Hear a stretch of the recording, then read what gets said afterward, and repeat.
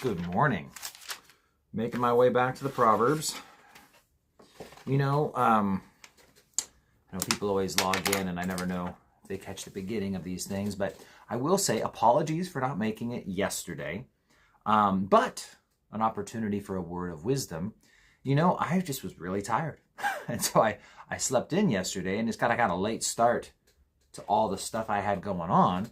But with that, I was just praying and 6:45 was approaching and I didn't feel like stopping. So, we got to have priorities in life. And I would hope that our own personal spiritual health, our own prayer life, and our own what we're doing, that would come first. It needs to come first. Realistically, there are a lot of things that are important, yet still come second or third or fourth or fifth or sixth or seventh to our personal walk with the Lord, our personal relationship, our personal spiritual health. So while I find the morning live stream important, my own spiritual time is more important. And so hopefully I'm just leading by example then. That, it's worth just taking things off. And, we got to go to work. We got to get some things done. Kids got to eat, I guess, but there's a lot of stuff that can be paused, delayed, done later, moved around when it comes to our personal health. I'd say the same about regular attendance at church and just that time of fellowship and growing in the Word and the time of worship is we need that. There's a lot of important things, but you know what? We can move things around. I'm sure we'll all have adults watching today. Maybe there's some teens that show up here and there, but most of you are probably not doing homework. But before I know we got to get to Proverbs 30, but I've recalled, teenagers.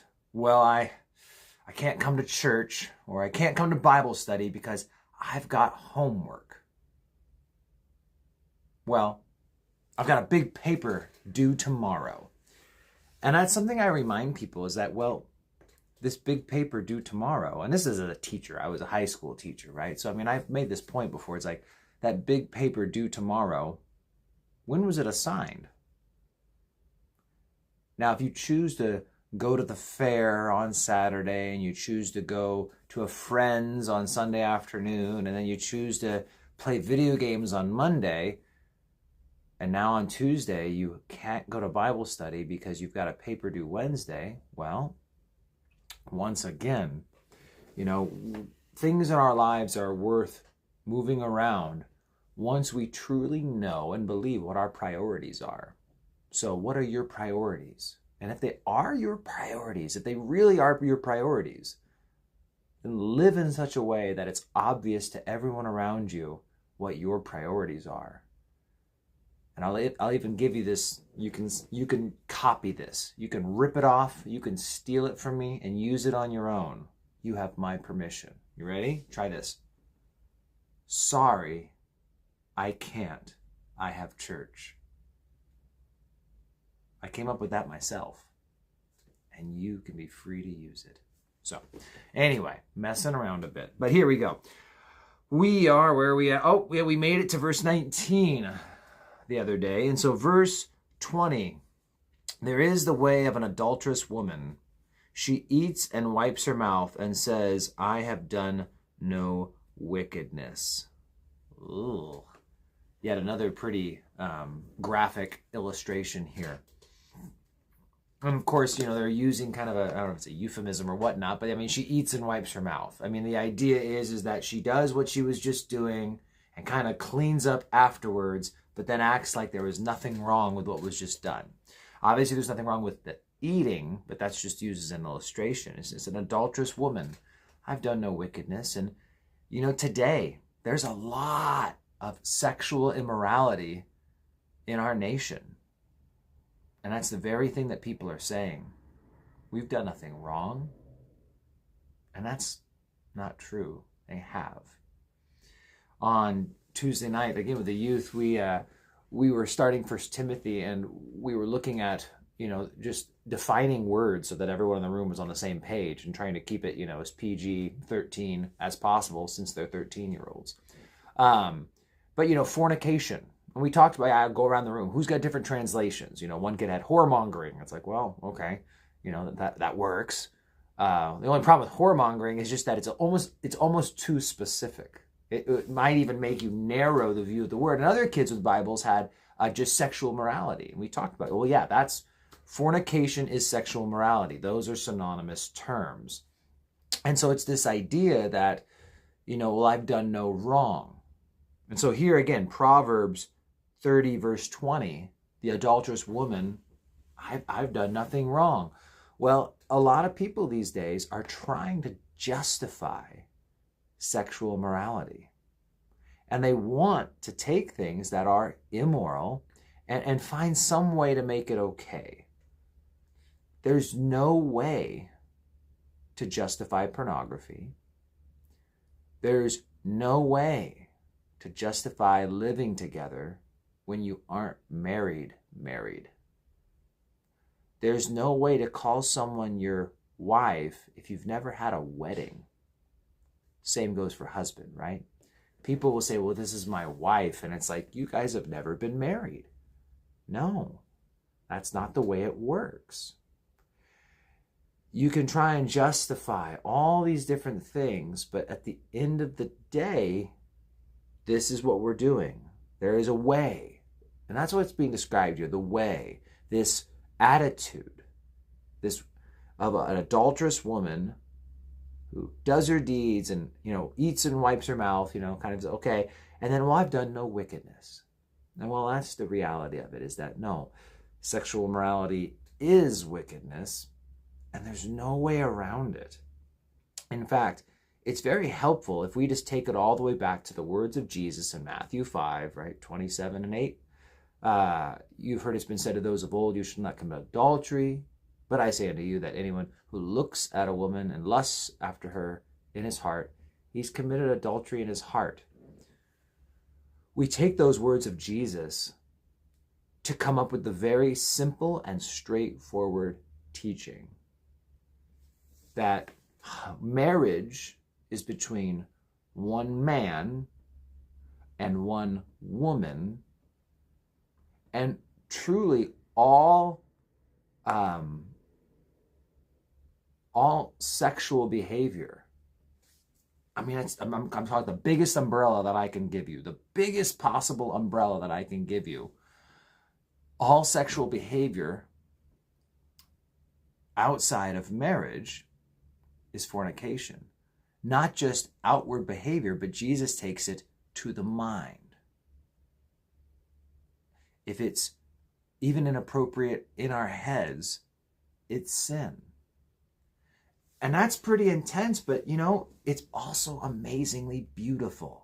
That's the thing. I think it gets so lost in this lustful society, is that people want to justify their actions. They want to justify their past. It's okay. You don't need to justify your past. Jesus, by his blood, has paid for your past, so you don't need to justify it. You can just openly admit you were in sin, but your sins have been washed away, but now you're going to walk in righteousness and in the light. And so this idea that, again, Proverbs 30:20, if you're coming in like this, there's a way of an adulterous woman where she eats, she wipes her mouth and says, I've done no wickedness. Well, no, all sexual morality is wickedness. And so we want to justify ourselves like this woman. And it could be for any other sin as well. Sexual morality is the one, on the table right now, but people like to justify themselves rather than confess that they're struggling, rather than confess that they are in error. And so I was going to go somewhere with this too. I mean, I'm going somewhere still, but to look with lust is sin. Period.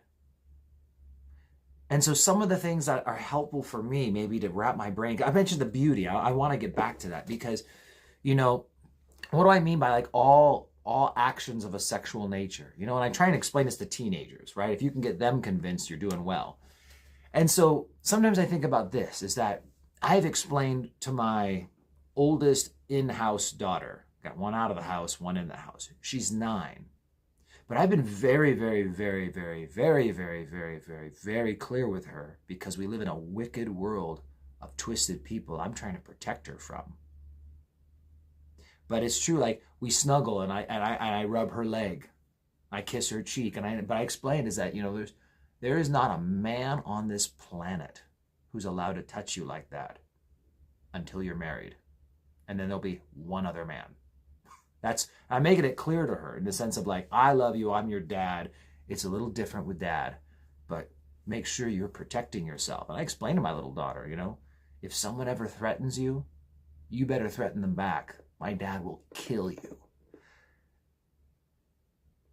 And I wanted her to know I was serious. I said, I'm going to protect you because you're precious. And the reality is that sexual intimacy is designed for a husband and a wife. And what's sadly normal in the society we live in is that it gets spread abroad. In fact, way back, feels like years ago in the Proverbs, back in like chapter 5, right?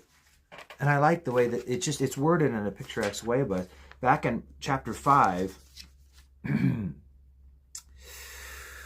it says, drink water from your own cistern, running water from your own well. Should your fountains be dispersed abroad, streams of water in the streets. Well, that's talking about sex. It gets into let you, rejoice in the wife of your youth. So it's talking about this idea. But the idea is that imagine now, and ladies, there's always a bunch of ladies, guys watch this both, but especially for what the women deserve. I think men and women are sexually immoral, but what women deserve, men too. I'm still imagining the bride. That those waters being dispersed. No, versus every drop of sexual attention belongs to the bride. That every even thought of that kind, it belongs to the bride. That you would truly be the only thing in your husband's eyes. That not even a thought would cross his mind. And there's a beautiful thing that is just so uncommon today. But the reality is that in God's design, the beauty I spoke of earlier that's so corrupted today is, imagine if a young boy was raised into a man and he's never in his life seen a naked woman until his wedding night, and he sees his bride. And they share intimacy that he doesn't even know from anywhere else that he's ever waited for. She's the only thing he'll ever have. She's the only thing that matters. All of his affection, all of his attention, all of his devotion for his bride. That's what we're trying to raise our kids to be. And it's hard because it's been cheapened so much. Kids are dating, and then it goes on from there to the next, to the next, to the next, to the next. And it's not encouraged. You can't take people to the movies without just seeing, because again, like movies might not have sex scenes in them, but you better believe it that fornication is just normal. And that's something like I remember reading a book once, and it was like I was a younger believer, and they were just bringing to the point, oh no, you haven't shown your kids movies with sex scenes and nudity, but have you noticed that all these things you're watching, unmarried couples are living together, or they imply, even more so, they imply that they go off and have sex. Sure, they didn't show anything, but it's treating it like it's normal. And when our kids get brought up watching this stuff, they start to think it's normal. And the reality is it's immoral, not normal. So I'd encourage us all to not be afraid to raise the bar, and encourage in our homes and our kids' homes with our grandkids and everything else that we start really thinking about like, well, if we watch this and don't say anything, don't turn it off, well, it's like we're endorsing it, that this is normal behavior. There is a way in of an adulterous woman. She eats and wipes her mouth and says, I have done no wickedness. Well, that's the world we live in today. People are committing immoral things, and the Lord knows, and I know, and many of you, we struggle especially those of us who are raised up without these restrictions, without the protection. So we got caught up in sexual immorality, and now we're trying to go back to God's design. But after you've been exposed to all that stuff, it's damaging. It's nothing less than damaging, because you can't really take it back. You can be forgiven. You're a new creation, but there's damage that's been done. And so it's an effort to fight back against the things of our past. But we've got kids and grandkids and whatnot that we can make sure that they don't have to struggle the way we've struggled. We can protect them from all that pain and hopefully set them up to experience the beauty of God's plan for sex and marriage. So there you go. One more verse down. All right. I'll be back tomorrow. We'll continue verse 21 and forward. God bless you guys. Have an amazing day, and I'll see you around.